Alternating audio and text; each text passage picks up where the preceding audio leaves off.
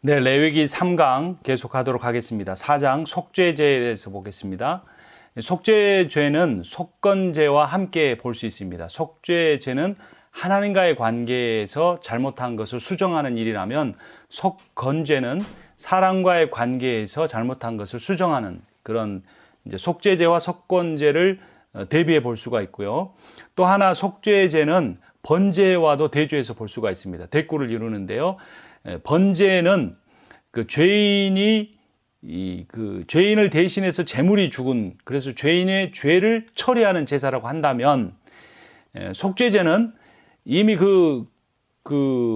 어떤 죄 처리가 된 사람이 자신에게 있는 부지 중에 갖게 된 부정함을 정화시키는 퓨리피케이션의 의미를 갖습니다. 그래서 뭐 피부병에 접촉했다든가, 출산한 여인이 부정하게 되었다든가, 유출병에 걸린 사람이라든가, 또는 실수로 안식일을 어겼다든가, 뭐 실수로 다른 동물을 죽게 했다든가, 이런 실수로 인한 부정함을 정화시키는 퓨리피케이션의 의미를 갖습니다. 근데 번제는 이제 완전히 그 죄인이 죽은 죄처리, 전체적인 죄처리라고 한다면, 그래서 그 속죄제를 속건제와도 비교해서 이런 개념을 분명히 해주시고, 속죄제를 번제하고도 비교하셔서 그 개념을 분명히 하시면 되겠습니다.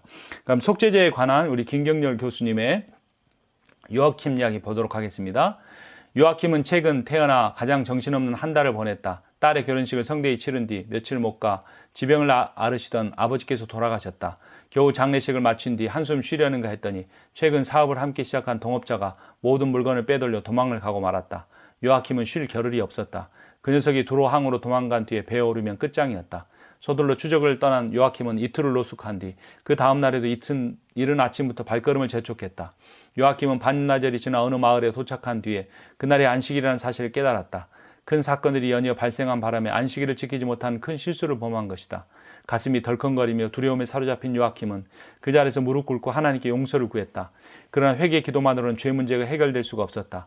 그는 속죄제를 바쳐야만 했다.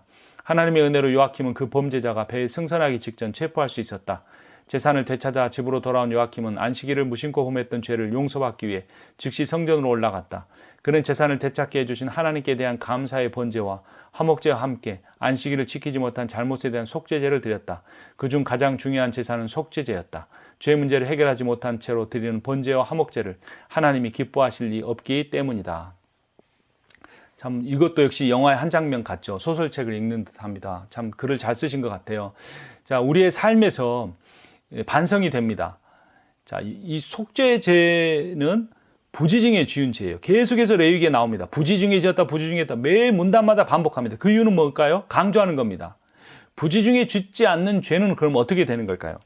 민수기 15장 30절을 보면 본토인이든지 타국인이든지 고의로 무엇을 범하면 누구나 여호와를 비방하는 자니 그의 백성 중에서 끊어질 것이라. 그런 사람은 여호와의 말씀을 멸시하고 그의 명령을 파괴하였은즉 그의 죄악이 자기에게로 돌아가서 온전히 끊어지리라. 구약 말씀이니까 대충 넘어가도 될까요? 그렇지 않습니다. 성경은 분명히 말하고 있습니다. 연약해서 짓거나 어떤 그 실수로 짓거나 모르고 짓거나 이랬을 때는 그래도 단순한 회개로도 아니고 재물을 바치러 가는 수고까지 해서 죄탕감을 받았습니다. 그런데 그게 아니고 의도적으로 계획적으로 그게 죄인 줄 알면서도 그 죄를 반복한다면 그 죄를 하나님 용서해 주실까요? 그때 뭐라고 대답합니까? 사람들은 예수 그리스도께 십자가에서 다 죄를 처리해 주셨으니까 과거의 죄, 현재의 죄, 미래의 죄 다 처리해 줬는데 왜 믿음이 없느냐? 이렇게 말하는, 참 난감해요. 논리적으로는 그 말이 맞는데 이 성경의 문맥이나 성경의 가르침이나 인도하심에 따라 전혀 맞지가 않는 일이거든요. 그래서 이제는 아예 양심이 화인 맞은 것처럼 정말 세상에서 안 할 일들을 교회에서 하고 그러면서도 구원은 받았다고. 그게 오늘날의 많은 교회 문제들의 뿌리. 그게 열매를 아무리 따내도 열매는 더 많이 맺힙니다. 뿌리를 뽑아버려야 되는데 그 뿌리가 뭔가를 잘 봐야 돼요. 그러니까 믿음이 뭔지에 대한 정의가 잘못된 겁니다. 믿음을 머리로 믿는 것을 믿는다라고 생각하는 거예요. 여러분, 듣다라는 단어를 국어사전에 찾아보십시오. 세 가지 의미가 있어요. 하나는 청각적으로 듣다. 동물이 소리를 알아듣는 거. 두 번째는 인격적으로 듣다. 그 의미를 알아듣는 거. 세 번째는 뭐냐면 엄마 말씀 잘 들어라. 선생님 말씀 들어라. 이 말이 뭐냐면 선생님이 법대를 가려고 하는 애한테 경영대 가라고 그랬는데 그 말을 따라서 선생님 말씀 들었습니다. 저 경영대 갔더니 공부도 잘하고 회사 취직했습니다. 이렇게 할 때 들었다는 말이 있는 거예요. 믿음도 마찬가지입니다. 지식적인 아는 거예요. 단순히 지식. 두 번째는 깨닫는 겁니다. 머리로만 아니라 가슴으로까지 깨달았어요. 세 번째 믿는다는 건 뭐냐면 신뢰를 의미합니다. 트러스트. 아브라함의 믿음이 바로 그겁니다. 아브라함은 믿음으로 구원받았어요. 믿음으로 조상이 됐어요. 그런데 그의 믿음은 어떤 믿음이었냐면 트러스트였어요. 아들을 번제로 바치라고 하시면 하나님 완전히 트러스트하기 때문에 그분한테 아들 번제단에 데리고 가는 그게 믿음이라는 거예요. 그래서 성경에서 궁극적인 믿음은 바로 이 세 번째 믿음을 말한다고 저는 생각합니다. 여러분들의 생각은 좀 다를 수도 있겠지만, 그런데 오늘날은 이 세 번째도 아니고 첫 번째 믿음, 그냥 그 세례 문답서 외워가지고 답만 하면 세례 줘요. 심지어 그 고백도 없이 교회를 몇십 년 다닌 사람도 있습니다. 그래도 그 숫자에 포함시켜서 교회가 성장했다, 부흥했다 말할 수 있을까요? 그리고 결국은 교회들이 나중에 장로 세우는 문제, 후임 목회자 세우는 문제, 권사 세우는 문제로 다투고 결국 돈 문제로 다 떠나면 나머지 몇 사람이 그 건물 처리해가지고 그 돈 여리도 갔는지도 모르는 일들이 이민교회에서 수없이 일어나는 상황 속에서 우리가 믿음 구원만큼은 그냥 담보된 옛날 구석기 시대의 어떤 다시 뒤적여보고 싶지 않는 박물관에 있는 그런 것처럼 생각해서는 안 된다는 거죠. 이런 모든 상황에 대한 우리의 책임이 다릅니다. 자, 속죄제도 제물이 다릅니다. 4장 보면 3절 보면 레위기로 다시 돌아와서 4장 3절 보면 만일 기름 부음을 받은 제사장이 범죄하여 백성의 허물이 되었으면 그가 범한 죄로 말미암아 흠없는 숫송아지로 속죄 제물을 삼아 여호와께 드릴지니. 그리고 족장은 22절에 순념소, 평민은 27절에 암염소, 빈민, 가난한 사람은 5장 7절 11절 보면 비둘기 2마리. 그나마 더 극빈자는 밀가루 10분의 1 내봐요. 이거는 경제적 상황만이 아닙니다. 여기는 사회적 책임, 종교적 책임, 어떤 영적인 책임이 사람마다 다르다는 거예요.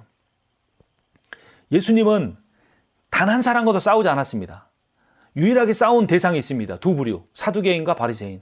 사두개인은 제사장 출신으로 종교 지도자들이에요. 바리새인, 평신도, 율법학자들, 말씀에 정통한 아주 굉장히 뛰어난 평신도들이었어요. 이 두 사람에 대해서는 회출한 무덤이여 독사의 자식이여 너희들은 지옥으로 갈 것이다라고 선언했어요. 그러니까 종교, 그 당시에 유대교라는 종교와 싸우시고 복음을 선포한 겁니다. 그래서 그 복음에 의해 초대교회가 세워졌는데 로마교로 탈바꿈해버렸죠.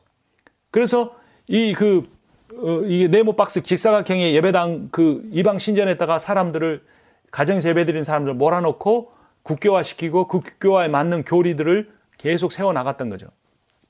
자, 레위기에서 너무 많이 나간 것 같지만 제가 무슨 말씀을 드리는 거냐면 레위기의 본문에 제사장과 족장과 평민과 빈민의 똑같은 죄를 지었을지라도 그가 감당해야 할 책임이 달랐던 것처럼 오늘날 이런 한국교회와 한인교회, 이민교회 상황에 대해 누가 책임을 져야 되는가? 목회자와 장로가 책임을 져야 된다는 거예요. 구원 받았을 것처럼 여길 수 있는 사람들이 구원 못 받을 것이고 구원 못 받을 것처럼 생각되는 사람들이 구원 받을지도 모르는 겁니다. 자, 제사장의 죄의 처리는 백성의 전체의 죄의 처리였 경우에 동일한 제물을 드렸어요. 한 사람이 백성 전체하고 똑같은 책임을 가졌다는 겁니다. 왜냐하면 그의 죄가 모든 백성에 영향력을 미치기 때문에. 리더십은 인플루언싱이다 그랬죠. 우리도 리더십을 갖고 있기 때문에 더 두려워해야 되는 겁니다. 자, 제물을 어떻게 처리합니까? 제사장과 회중의 속죄 제물을 완전히 태웠습니다.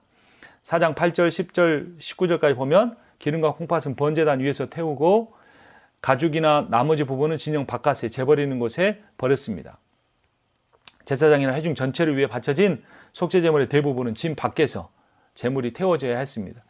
하나님께서는 죄가 공동체 밖에서 처리되기를 원하신 거죠. 히브리서 13장 11절 12절 보면 이는 죄를 위한 짐승의 피는 대제사장이 가지고 성소에 들어가고 그 육체는 영문 밖에서 불사름이라. 그러므로 예수도 자기 피로써 백성을 거룩하게 하려고 성문 밖에서 고난을 받으셨느니라. 죄를 밖으로 갖고 나가서 누군가 희생을 당함으로 희생양이 됨으로써 그 공동체가 살아남는 모습을 보여주는 겁니다.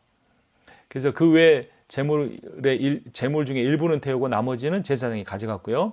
자, 아까 말씀드렸던 거, 서론에 말씀드린 거, 제사장이 속죄제를 드리는 두 가지 경우, 모르고 고의성 없이 실수로 지었을 때라고 계속해서 반복됩니다. 정결하지 못함을 해결하기 위해. 완전한 부정함은 아니지만 인간이 갖는 그런 실수나 문제들, 부정한 짐승과 접촉했던 거 11장, 출산한 거 12장, 피부병이나 곰팡이 13장, 정결 확증을 위해서 14장, 유출병 15장, 이렇게 한 장 한 장을 다 말할 정도로 철저하게 이런 걸 만들어 놓은 거죠. 우리는 신약세대를 사니까 이거하고 상관없다? 그렇지 않습니다. 이 장들이 우리에게 주려고 하는 메시지는 살아있는 거예요. 이 메시지는 뭐냐? 하나님의 백성은 거룩해야 한다는 거예요. 자, 유출병 하나가 들어오면 그 공동체가 어떻게 됐습니까? 전염병 하나가 들어오면 다 죽는 거예요. 이게 지금은 의학이 발달했기 때문에 이런 의학적인 문제는 생기지 않을 수 있죠. 물론 근데 코로나 때문에 또 달라졌죠. 우리가 코로나가 있고 나니까 이게 정말 심각해서 공동체 안에 마스크 안 쓴 사람 없으면 그렇죠. 근데 아마 3년 전에면 이거 아무도 안 받아들였을 거예요. 근데 그때 당시로 돌아가 적용을 해본다면 메디컬리는 괜찮아요. 의학이 발달했으니까. 그러나 여기서 말하는 메시지는 영적인 걸 말하는 겁니다. 어떤 한 사람이 제대로 살지 않는 걸 내버려 둘 때, 어떤 한 사람이 조금 뭐 또 실력 있고 뭐 괜찮다고 해서 그냥 장로 한번 세워줬을 때, 뭐 그렇게 한두 번 한 것이 전체의 복음의 그 공동체에 누룩이 돼버려가지고, 그 꿀이 돼가지고 달콤해지고 썩어질 수가 있다라는 거죠. 그래서 아주 세밀하게, 자세하게 그 곰팡이가 생기면 이게 어떤 곰팡이인지 판별을 제사장이 하고 7일 후에 또 가고 14일 후에 또 가고 자세하게 해놓은 게 뭐냐? 그만큼 성결에 대해서 주의하라는 겁니다. 그러니까 번제가 이신칭의로 하나님의 사람이 된 거라면 이 속죄제는 그 성령에 의한 성화의 과정이라고 볼 수가 있어요. 안에 조그만 불의라도 잘못이라도 있게 될 때 그거를 빨리빨리 해결해 가는.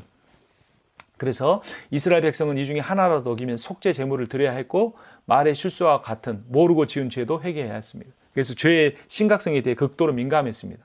우리가 잘못할 말 할 때마다 염소 한 마리씩 바친다고 하면 아마 사람들이 대단히 민감해질 겁니다. 자, 속죄 제물의 경우 피를 뿌리는 장소도 잘났습니다. 4장 5절의 7절을 보면 제사장이 잘못하면 어디다 뿌립니까? 송수휘장에 7번 뿌리고 향단불에 바르고 나머지는 번제단 밑에 쏟고. 네, 4장 16절 18절을 보면 백성 전체를 위한 속죄물의 피는 회장 앞에 7번까지는 똑같은데 제단불과 번제단 밑에 향단불이 제단불로 바뀐 것 빼고는 거의 비슷하죠. 대제사장의 죄는 백성 전체의 죄와 거의 비슷하다고 그랬죠. 그다음 족장이나 평민 4장 25절과 30절 보면 제단불에 바르고 나머지 제단 밑에 쏟았습니다. 그러니까 뭘 안 한 거죠? 성소휘장에 7번 뿌리는 걸 안 했어요. 그만큼 영향력이 작다. 그러니까 대제사장의 죄는 어디까지 영향력을 미쳐요? 하나님의 임재가 계신 곳에까지 영향을 미쳐버리는 거예요. 그러나 일반 평민이 이런 사람의 죄는 그 핵심적인 하나님의 임재까지는 영향을 못 미치는 거예요. 그만큼 사역자, 목사, 장로가 중요하고 잘못하면 이런 일반 사람들보다 몇 배나 많은 하나님의 심판을 받을 거라는 겁니다. 각 계층이 드리는 속죄 제물의 피를 다른 곳에 뿌리거나 바르거나 쏟는 이유는 그들의 주의에 따라 그들의 죄의 영향력이 달랐기 때문입니다. 더 높은 주의를 가질수록 더 많은 영향력을 미쳤습니다. 저는 가장 두려운 사람입니다. 가장 많은 죄를 짓기 때문에 드러나지 않았을 뿐이지. 그래서 이 말씀을 전하게 하신 이유는 다 저에게 계속 고의적으로 짓고 있는 죄를 그만두라고 말씀하신 줄 믿습니다. 여러분들이 제 강의를 들으시고 저를 위해 나중에 기억나시면 한 번이라도 더 기도해 주십시오. 임상원 목사가 이 미국에 살면서 호주하고 한국에 있는 목사님들에게까지 말씀을 전하면서 그 실제 삶에서는 죄를 짓고 있는 부분이 있는데 그게 끊어지게 해달라고. 이 누가복음 16장 48절 보면 알지 못하고 맞을 일을 행한 종은 적게 맞으리라. 무릇 많이 받은 자에게는 많이 요구할 것이요 많이 맡은 자에게는 많이 달라 할 것이니라. 우리가 많이 알기 때문에 책임을 그만큼 져야 한다는 겁니다. 각 속죄 제물의 피를 뿌린 장소가 다른 것처럼 그것들의 고기를 처리하는 방식도 달랐습니다. 죄의 영향력이 큰 사람의 경우 더 중요한 장소까지 뿌렸고 그 고기에 죄의 영향력이 컸기 때문에 먹지 않고 아예 진 밖에서 태워야 했습니다. 그런데 장소가 다르고 바르는 내용이 다르지만 다 뭐를 발랐어요? 피를 발랐습니다. 큰 죄와 작은 죄는 있어도 큰 죄인과 작은 죄인은 없다. 그러니까 모든 죄의 결과는 뭐다? 사망이라는 겁니다. 고의적으로 짓는 죄는 사망입니다. 교회가 가장 관심을 가져야 될 것은 구원인데 현대교회에서 가장 관심이 없는 게 구원입니다. 그냥 구원은 6개월 교회 다니고 학습받고 세례받으면 끝나는 거예요. 그 뒤로 구원을 의심하지도 않고 목사, 권사 되면서 정말 경건해지는 분도 있지만 참 더 세속적이 되는 분들이 있는데 그분들을 뭐 이렇게 율법적으로 판단해서 지옥 간다 말하자는 게 아니고 목사 자신이 이 구원의 문제를 사도 바울은 왜 두렵고 떨림으로 구원을 이루어 가라고 했을까요? 사도 바울은 왜 내가 복음을 전한 후에 버림받을까, 버림받지 않으려고 이렇게 최선을 다한다고 했을까요? 야, 한 번 구원이 흔들린다, 안 흔들린다, 이게 아닙니다. 그 질문 자체가 잘못된 거죠. 한 번 구원이라는 말이 웃긴 겁니다. 하나님은 알파와 오메가고 과거, 현재, 미래가 없으신 시간의 창조자세요. 시간은 인간에게는 해당되는 겁니다. 근데 인간이 하나님이 과거에 정해놨고 우리는 믿어버렸으니 하나님이 우리의 미래를 어쩔 수 없다. 그분 우리가 믿어버렸으니까 그분 우리를 구원해 주셨다 착각하지 않아야 한다는 겁니다. 구원은 전적으로 하나님께 달려있고 그분이 마음대로 하시는 일입니다. 그분에게 달려있는 거예요. 그래서 우리는 끝까지 그분을 붙잡아야 되고 그분의 임재 가운데 있는 게 구원이에요. 구원 자체가 하나님부터 어떤 구원을 받는 게 아니고 하나님 자체가 구원이에요. 하나님이 생명을 주시는 게 아니라 하나님 자체가 생명이에요. 하나님이 복을 주시는 게 아니라 하나님 자체가 복이에요.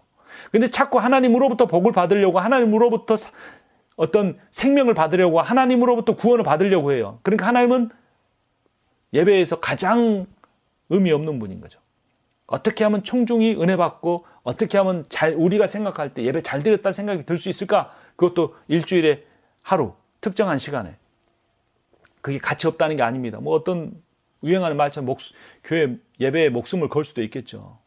목숨을 건다는 말의 의미가 무엇인지 잘 모르겠지만 하지만 고의적으로 짓는 죄는 사망입니다. 그렇게 논리적으로 이신칭의를 부인하지 않으려면 이렇게 말하면 되겠죠. 처음부터 그 사람은 구원받는 사람이 아니다라고 말할 수도 있겠죠. 우리는 절대 다른 사람의 구원에 대해서 알지 못합니다.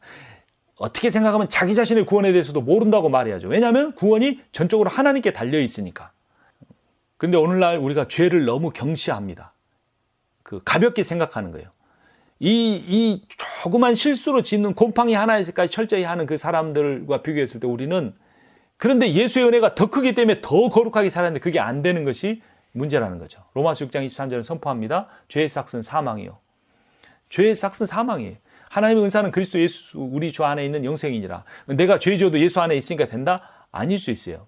내가 예수 안에 없다고 생각할 수 있는 거예요. 내가 예수 안에 없기 때문에 죄 질 수 있다고요. 믿음이라는 건 내 머리로 아는 것만 생각하면은 내가 믿어버리면 끝나는 건데 그게 아니라는 거죠. 예수님 항상 나를 따르라고 하셨고 그게 제자 도입니다. 자, 피를 뿌리고 바르는 행위는 죄로 부정해진 장소를 정화하는 것이었습니다. 그러니까 아까 말씀드렸죠. 번제는 자기 존재 자체가 아이덴티피케이션 해가지고 죄 트랜스퍼 해가지고 같이 죽어버리는 거고 이신칭의 같은 거고 이 속죄제는 퓨리피케이션이다. 성결이다 그랬잖아요. 요한일서 1장 7절 성결이 뭐냐? 그가 빛 가운데 계신 것 같이 우리도 빛 가운데 행하면 우리가 서로 사귐이 있고 그 아들 예수의 피가 우리를 모든 죄에서 깨끗하게 하실 것이요. 예, 결국 죄란 뭐냐면요. 윤리, 도덕을 어긴 게 아닙니다.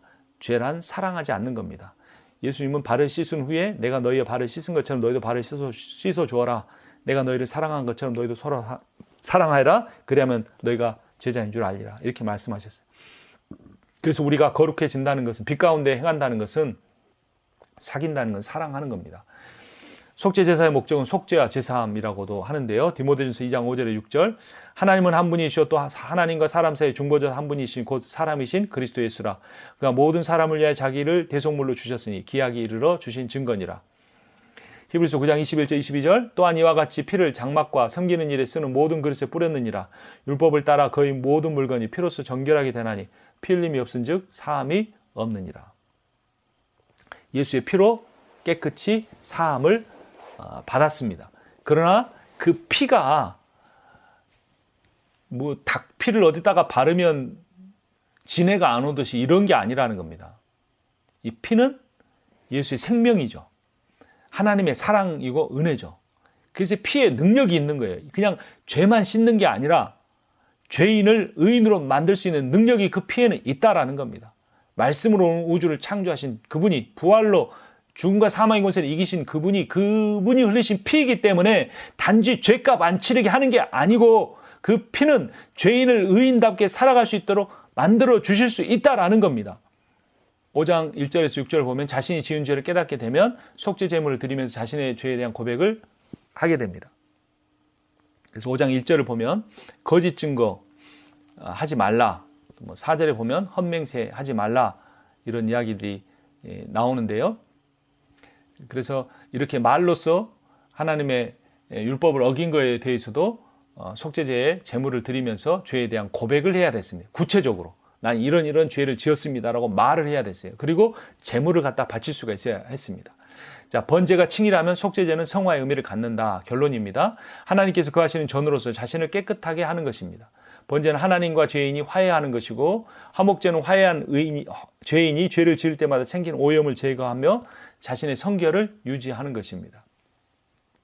그래서 속죄제는 칭의와 성화의 두 가지 의미를 다 갖는데요. 베드로전서 1장 2절에 곧 하나님 아버지의 미리 아심을 따라 성령이 거룩하게 하심으로 순종함과 예수 그리스도의 핏부림을 얻기 위하여 택하심을 받은 자들에게 편지하노니 은혜와 평강이 너희에게 더욱 많을지어다. 19절 히브리 10장 19절 그러므로 형제들아 우리가 예수의 피를 힘입어 성소에 들어갈 담력을 얻어나니 그 길은 우리를 위하여 휘장 가운데로 열어놓으신 새로운 살 길이요 휘장은 곧 그의 육체니라. 또 하나님의 집 다스리는 큰 제사장이 계시며 우리가 마음의 뿌림을 받아 악한 양심으로부터 벗어나고 몸은 맑은 물로 씻음을 받았나니 참 마음과 온전한 믿음으로 하나님께 나아가자. 그래서 계속 성결의 삶을 살아갈 수 있게 된다는 겁니다. 진정한 속죄는 더욱 결론적으로 사랑입니다. 히브리서 13장 12절 13절 그러므로 예수도 자기 표로서 백성을 거룩하게 하려고 성문 밖에서 권한을 받으셨느니라. 그런즉 우리도 그의 치욕을 짊어지고 영문 밖으로 그에게 나아가자. 16절 오직 선을 행함과 서로 나눠주기를 잊지 말라. 하나님은 이 같은 제사를 기뻐하시느니라. 이게 제사입니다. 이게 예배입니다. 선을 행함과 서로 나누어 주는 것이 제사고 예배예요.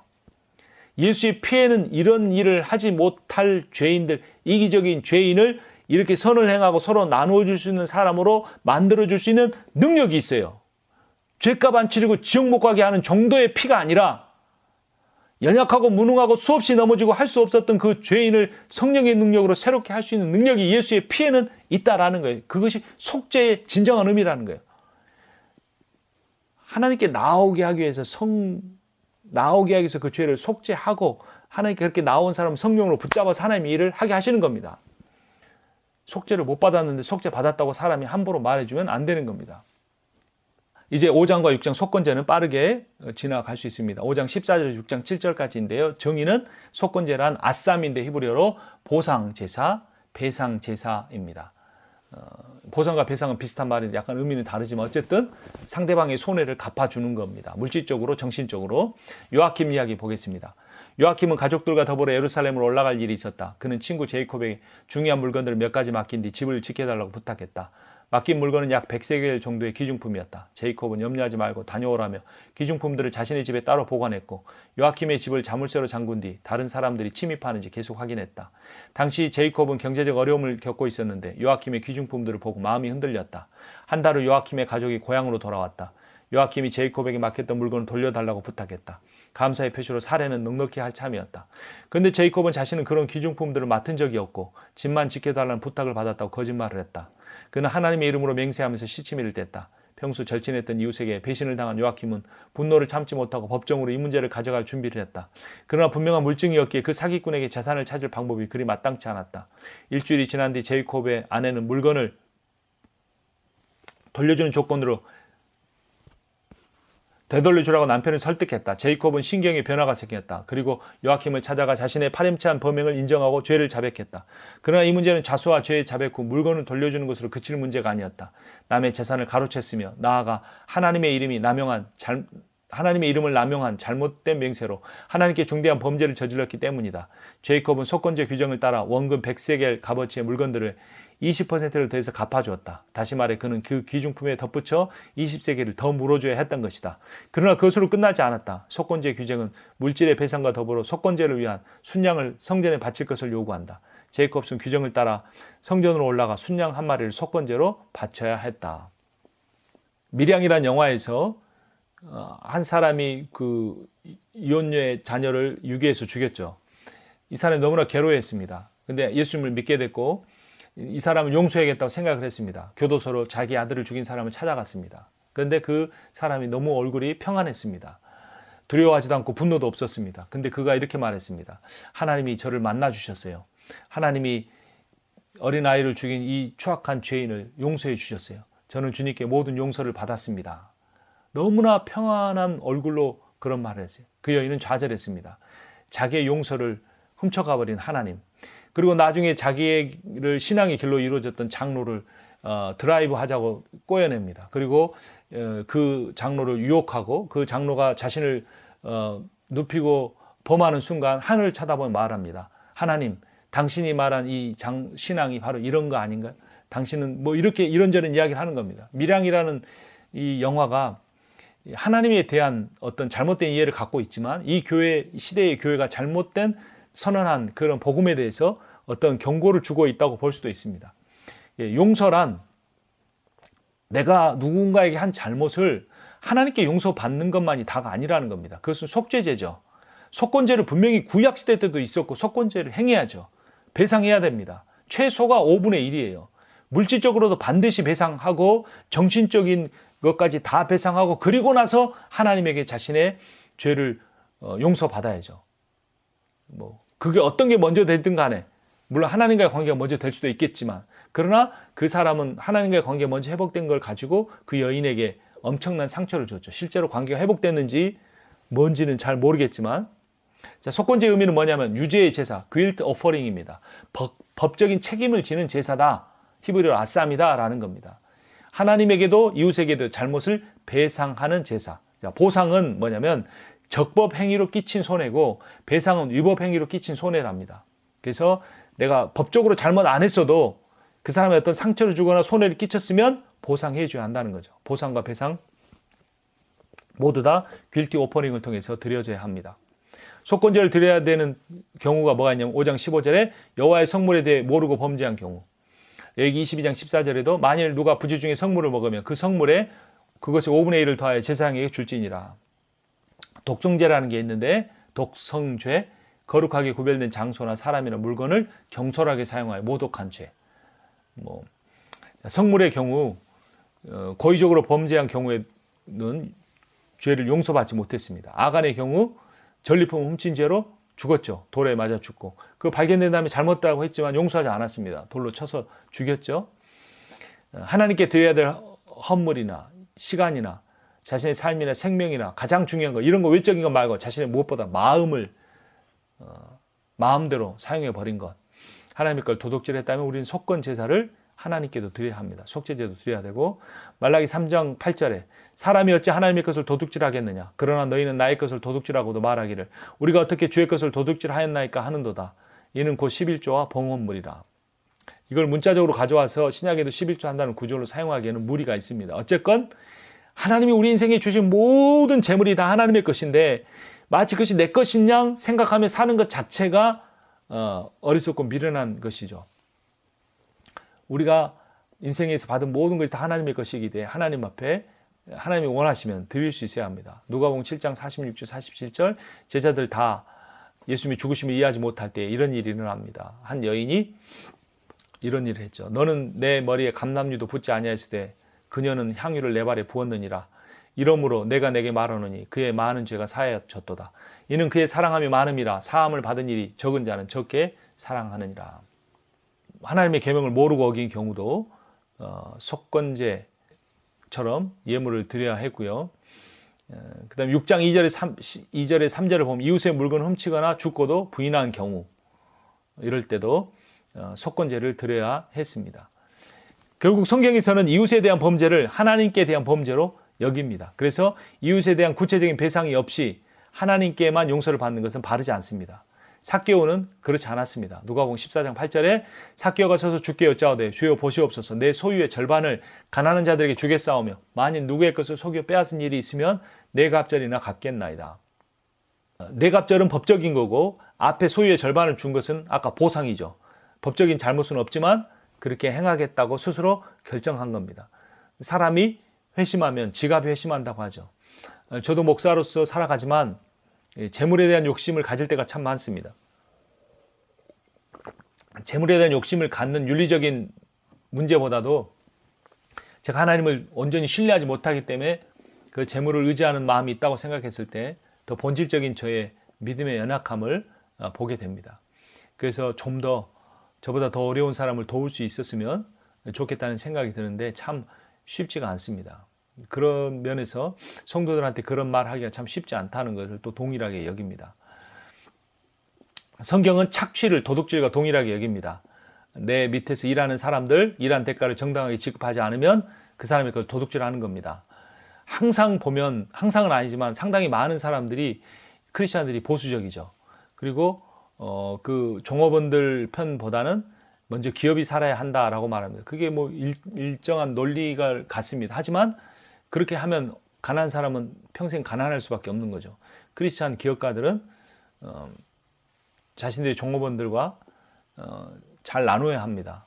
담임 목사로서 부교역자들에게 정당한 대가를 지불하고, 물질적으로도 못하면 마음으로라도 그들을 붙잡아주고 잘 가르쳐주고 가족처럼 대해줘야겠죠. 15절에 보면 속건 제물의 내용이 나옵니다. 성소의 세겔로 몇 세겔, 은혜 상당한 또는 흠없는 순양으로 드리기도 합니다. 그래서 바치는 것이 제물일 때 당시에 통용되던 순양의 가치를 가지고 있어야 했습니다. 그래서 앞에서 말씀드렸지만 배상은 원가 20%를 더한 가치가 기본이었고 정신적인 손해까지 갚아야 한다는 것. 그래서 회개란 말로만 하는 것이 아니라 행동으로도 해야 한다는 겁니다. 행동. 야고보서 2장 18절, 어떤 사람 말하기를 너는 믿음이 있고 나는 행함이 있으니 행함이 없는 내 믿음을 내게 보이라. 나는 행함으로 내 믿음을 내게 보이리라 하리라. 행함 없는 믿음은 죽은 믿음이다 라고 말합니다. 행함으로 구원받는 것은 아닙니다.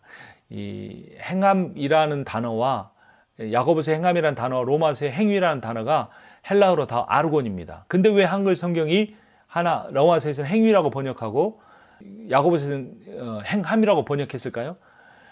잘 문맥을 여러분 읽어보십시오. 로마서는 율법의 특정한 구절과 그 구절에 대한 해석을 따라야 구원받을 수 있다. 예수 믿어야 구원받지만 그것도 있어야 구원받는다고 말하는 거예요. 거기서 아르곤 행위는 율법의 특정 구절이나 특정 구절을 해석한 그들의 주석을 의미하는 겁니다. 근데 야고보서가 아르곤을 행함으로 번역할 때는 절대 그런 율법의 요소가 아니고 예수 그리스도께서 완성하신 새 계명이에요. 그 새 계명이 뭡니까? 바로 밑에 마가복음 12장 33절, 또 마음을 다하고 지혜를 다하고 힘을 다하여 하나님을 사랑하는 것과 또 이웃을 자기 자신과 같이 사랑하는 것이 전체로 드리는 모든 번제물과 기타 제물보다 나으니라. 그래서 이 율법의 정신을 사랑의 이중 계명, 새 계명, 신약을 성령이 자기의 노력이 아니라, 구원받기 위한 노력이 아니라 이미 구원받은 사람이 구하고 찾고 두드려야 할 성령, 가장 좋으신 분으로 말미암아 성령의 능력으로 성령의 열매를 맺는 거고, 그 성령의 9가지 열매, 사랑과 희락과 화평과 오래 참음과 자비의 양성과 충성과 온유와 절제, 이 9가지 열매의 핵심은 사랑인데, 사랑의 열매는 성령으로만 맺을 수 있는 거예요. 사람이 아무리 노력해도 안 되는 겁니다. 그런데 거듭난 사람, 구원받은 사람이 성령이 안에 내주하시기 때문에 할 수 있어요. 그러니까 믿음이 있는 사람, 성령으로 거듭난 믿음이 있는 사람은 성령이 역사하셔서 믿음의 이런 아르곤의 행함을 반드시 가져오는 거예요. 근데 사람들이 믿음이라는 그 기준을 가지고 행함과 행위를 똑같이 쳐버리기 때문에 이게 논리적으로 모순이 되는 거예요. 근데 반드시 믿음에는 행함이 따릅니다. 사랑이 있습니다. 사랑이 없는 사람, 구원받지 못한 사람일 가능성이 많습니다. 우리는 늘 구원을 두렵고 떨림으로 이루어 가야 합니다. 물론 사람들이 구원을 확신한다고 말하면서 실제적으로 마음속으로는 구원을 의심하니까 목회자 입장에서 그 확신을 주고 싶지만 하나님이 하십니다.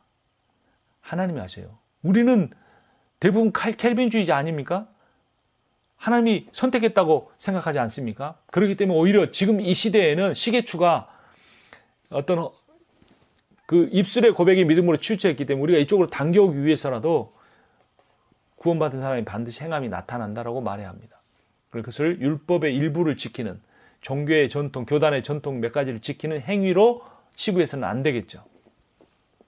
자, 결국 구원이란 우리가 값없이 받는 거죠. 근데 값없이 받는 것을 공짜라는 말과 값싸다라고 하는 것은 다른 의미입니다. 그런데 오늘날 구원은 이 값싼 구원처럼 여겨지는 경우가 참 많아요. 구원 자체가, 구원이 주고받는 게 아니라 하나님이 구원이라고 그랬잖아요. 그러니까 우리는 늘 구원을 두렵고 떨림으로 이루어 간다는 말은 결국 하나님과 관계를, 거룩하신 하나님을 재물을 가지고 주님 앞에 가까이 나아가며 예수의 피에 보혈에 복음을 붙잡고 가까이 나아가며 두렵고 떨림으로 늘 가야 하고 번제로 모든 내 죄사함이 불타 없어지고 사라졌다고 할지라도 속죄제, 성결의 삶을 매일매일 두렵고 떨림으로 살아가야 하는 거예요. 자, 속건제는 관계를 회복시키기 위한 제사였죠. 그래서 진정한 관계 회복을 원한다면 물질적 손해, 정신적, 감정적 고통 준 거를 배상해야 한다. 계속 반복되고 있습니다. 그래서 하나님께서는 그 속건 제물로 예수 그리스도를 십자가에 못 박으셨습니다. 예수 그리스도를 통해 속죄와 속건제의 배상이 모두 다 이루어졌습니다. 그래서 그리스도인은 사단에 대한 채무 증서를 다 탕감받은 사람이에요. 아까 키페르라고 하는 동사가 빚진 것을 다 갚는다는 경제적인 용어라고 그랬죠. 그것처럼 예수 그리스도께서 그 채무 증서를 다 해결하셨기 때문에 우리는 우리의 모든 죄로부터 자유함을 얻습니다. 로마서 3장 23절 모든 사람이 죄를 범하였으며 하나님의 영광에 이르지 못하더니 로마서 6장 23절 죄의 삭은 사망이요 하나님의 은사는 그리스도 예수 우리 주 안에는 영생이니라. 그것이 어떻게 이루어졌습니까? 이사야 53장 7절 그가 곤욕을 당하여 괴로울 때에도 그의 입을 열지 아니하였으며 마치 도수장으로 끌려가는 어린 양과 털 깎는 자 앞에서 잠잠한 양같이 그의 입을 열지 아니하였도다. 예수의 생명은 값싼 것이 아닙니다. priceless, 값으로 칠 수 없는 것입니다. 근데 그 값으로 칠 수 없는 그 고귀한 생명이 우리를 위하여 십자가에서 피 흘려 죽으셨습니다. 그런데 그분은 그렇게 우리를 사랑하실 뿐만 아니라 우리를 죄에서 건지실 능력을 가지고 계신 분이십니다. 그분을 붙잡고 살아갈 때 우리의 목회 환경이 아무리 힘들고 어려울지라도 복음의 터 위에 세워지면 하나님 분명히 영광스럽게 사용하실 겁니다. 아니 이미 그렇게 사용하고 계십니다. 두려워하지 말고 떨지 마시고 다른 사람과 비교하지 말고 자신의 정체성을 오직 복음에서만 찾아야 합니다. 예수님도 실패한 사역자였고 바울도 실패한 사역자고 베드로도 다 실패한 사역자였습니다. 아무런 값어치 있는 것 세상에 남겨놓은 게 단 하나도 없어요. 건물을 남겼습니까? 뭘 남겼습니까? 아무것도 없는 거죠. 단지 복음만 붙들고 살았던 분들입니다. 그래서 우리가 호주에 있고 뉴질랜드에 있고 한국에 있고 미국에 LA에 있지만 우리가 복음을 붙잡으면 그리고 그 복음이 지향하는 바 사랑만 아니라 정의를 이루는 그러한 세상을 꿈꾸며 내가 할 수 없지만 성령의 역사로 그런 일들이 이루어질 걸 꿈꾸며 교인들과 함께 먹고 마시며 식구로 살아갈 때 우리는 우리가 할 포션만 감당하면 되는 거죠. 우리가 모든 걸 이루는 게 아니기 때문에. 그러면 우리가 어느 날 잠들었다 깨었을 때 우리 주님이 이 세상에 오시고 부활하여 그 앞에 섰을 때 네가 한 일이 바로 퍼즐의 이 조각이었다. 이 한 조각이 없었으면 이 전체 퍼즐이 못 맞춰졌을 텐데 이겁니다. 어떤 사람의 퍼즐이 크냐 작냐가 아니라 색깔이 어떤 색깔이냐가 중요한 게 아니라 내 퍼즐이 없으면 안 되는 그런 존귀한 존재로 하나님께서 우리를 그 사역의 자리로 불러 주셨습니다. 그래서 우리가 우리에게 죄 지은 사람들의 채무를 빚을 잘못을 죄를 용서해 주고 또 우리가 그렇게 탕감받은 죄에 대해서 늘 감사하며 기뻐하며 살아야 합니다. 예수님 분명히 말씀하셨습니다. 이미 빚 용서받았는데 가다가 다른 사람 빚 용서 안 해주면 다시 감옥에 가둔다고. 근데 예수님의 말씀을 자꾸 바울 서신에서만 해석하니까 우리가 나는 다 용서받았지만 내가 왜 다 용서해야 돼? 이렇게 생각하며 살 수도 있는 것 같아요. 그래서 말씀을 때로는 너무 전체적으로 보지 말고 교리적으로 보지 말고 그 부분만 붙잡고 두려워할 필요가 있는 것 같습니다. 우리가 다른 사람 용서해 주지 않으면 우리 다시 감옥에 갇힐 수 있습니다. 거기서 못 나올 수 있습니다. 그 빚 내 힘으로 다 갚기 전까지. 그래서 자신이 진 빚을 어느 정도 내 능력으로 갚을 수 있다고 생각하시면 다른 사람 용서하지 않아도 되지만 내 힘으로 갚을 수 있는 능력이 없다면 우리도 용서해야 합니다. 그래서 용서할 수 없기 때문에 우리는 날마다 무릎 꿇어야 합니다. 내가 할 수 없으니 성령이 그렇게 해주십시오. 내 마음에는 늘 유혹이 있고 우상이 자리 잡고 있으니 성령이 중심에 계셔서 예수만 주로 붙잡고 살아가게 해주시옵소서. 우리가 기도하고 몸부림치고 함께 공동체가 그러한 일들을 이루어 가야 할 것입니다. 속죄제가 영적인 빚 탕감이라면 속건제는 물질적인 빚 탕감이죠. 속죄제가 하나님과의 관계의 회복이라면 속건제는 사람과의 관계의 회복입니다. 자, 이제 정리해 봅니다. 번제를 통해서는 뭘 합니까? 하나님께 죄사함 받고 이제 헌신을 결단한 거예요. 올라 다 태워버려 가지고 완전한 헌신. 그리고 그 헌신에는 하나님에 대한 절대적인 신뢰가 바탕이 돼 있다. 소제를 통해서는 그 놀라운 은혜를 주신 하나님께 충성을 서약하고 감사를 곡물로 표현하는 거죠. 화목제를 통해서는 사람과의 그 하나님과의 관계가 회복될 뿐만 아니라 사람과의 관계가 회복되어서 하나님으로 인한 일상이 축제가 되고 밥상 공동체를 이루면서 기뻐하면서 살아가는 거, 먹고 마시고 이렇게 살아가는 거. 그리고 속죄제를 통해서 내가 계속해서 내 안에 내 힘으로 하는 게 아니라 율법적으로 하지 말고 성령을 구하여 그 성령의 능력으로 부정한 걸 몰아내고 지속적으로 성경을 유지하려고 하고, 속건제를 통해서 내가 그럼에도 실수할 수 있잖아요. 잘못 말할 수 있잖아요. 습관이 잘 안 없어지잖아요. 그래서 이웃과의 관계에서 괜찮아, 하나님 은혜로 다 품어주십니다. 대신 뭐는 해야 돼요? 꼭 120%로 갚으십시오. 120%그 사람한테 갚고 다시 하나님 앞에 또 갚고, 그렇게 꼭 갚아야 돼요. 예수님이 다 갚았다고 그냥 안 해버리면 안 돼요. 예수님 대신 내가 뭘 해야 구원받는다 이 말을 하는 게 아니고, 내가 잘못했으면 내 죄값을 내가 갚아야죠. 그걸 내 예수님이 옛날에 다 치렀다고 내가 안 하고 있으면 어떡해요? 내 입장에서는 그러지만 누군가가 나한테 그렇게 한다고 해보십시오. 내 뺨 때리고 가가지고 나 예수님이 내 죄 다 용서해 주셨는데 한 대 더 때릴까? 이러면은 어떻겠습니까? 말도 안 되는 거죠. 그래서 우리가 신앙이란 이웃과의 관계에서 겸손해지는 것이고 상식적인 사람이 되는 것이고 손해를 끼치면 반드시 배상하는 그러한 사람이 되는 겁니다. 그래서 자, 오늘 강의를 시작하면서 모세오경의 전체 관점이 언약이라고 했습니다. 약속이죠. 하나님께서 그 세상을 창조하시고 그들과 언약을 맺으신 것처럼 아브라함을 부르셔서 이스라엘을 창조하시고 그들과 언약을 맺으셨죠. 시내 산에서 맺으시고 그 다음에 율법을 주셔서 언약의 고백을 하신 다음에 성막을 이렇게 짓게 하시고, 그 성막이 다 완성된 뒤에 한 달 동안 이 레위기의 율법을 주셨는데, 레위기의 제사 율법과 나중에 뒷부분에 나오는 어떤 절기에 관한 내용이 궁극적으로 우리에게 말해주는 건 뭐냐? 와이크라브라는 거, 와이크라브. 재물을 가지고 가까이 가다, 이런 의미예요. 근데 그 재물은 그 코르반인데, 그 코르반이 가지고 가까이 나아간다는 말은 하나님께 부르셨다는 말이기도 했잖아요. 그래서 이 재물이 중요한 것이 아니라 내가 가까이 갈 대상인 하나님이 중요하다.